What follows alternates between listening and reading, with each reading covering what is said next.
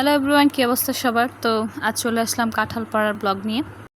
আমাদের বাড়ির কাঁঠাল গাছগুলোর মধ্যে সবচেয়ে বেশি মিষ্টি কাঁঠাল হয় এই গাছটাতে, এবং গাছটা আপন জ্বালা হয়েছে, মানে এটা কেউ লাগায় নাই, অটোমেটিক বীজ থেকেই হয়েছে গাছটা। তো এখানে হচ্ছে আমাদের তাল গাছে তাল দেখতে পারতেছেন, এটা সামনেই হচ্ছে পাকবে। তো এই গাছটাতে কয়েকটা কাঁঠাল পেকে আসছিল এবং ওইগুলো পাখিতে বা বিভিন্ন পশু পাখিতে খেয়ে ফেলছে, বাট আমরা কোনো খবরই পাইনি। তো প্রথমে একটা পেরে নিল, তো এরপরে হচ্ছে আরেকটা বেঁধে পারতেছে, কারণ এটা যদি পরে একেবারে ল্যাটকা খিচুড়ি হয়ে যাবে। তো যার কারণে আব্বা গাছের ওপর থেকে এটা বেঁধে বেঁধে নামাইতেছিল, আর নিচে এটা মা সুন্দর করে খুলে নিতেছিল।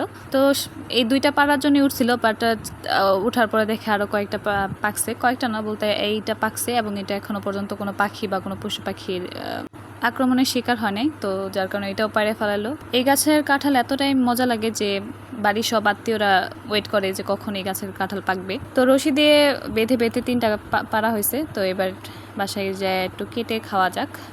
তো দেখতেই পারতেছেন এটার ভেতরে অংশটা কেমন। আমি আরেকটা রিলসে এটা শেয়ার করছিলাম, তো দেখতেই পারতেছেন। এবং এটা এত মিষ্টি, মানে অনেক মিষ্টি বলা যায়। এটা একটু বেশি টাইম পেকে গেছে, যার কারণে এটার কালারটা একটু হয়েছে, না হলে হচ্ছে পুরোটা একটু সাদা সাদা কালার থাকে। আর এটা একটু শক্ত অবস্থায় যখন থাকে তখনই বেশি ভালো লাগে খেতে। তো ভিডিওটি ভালো লাগলে ফলো এবং সাবস্ক্রাইব করে দেবেন। ধন্যবাদ।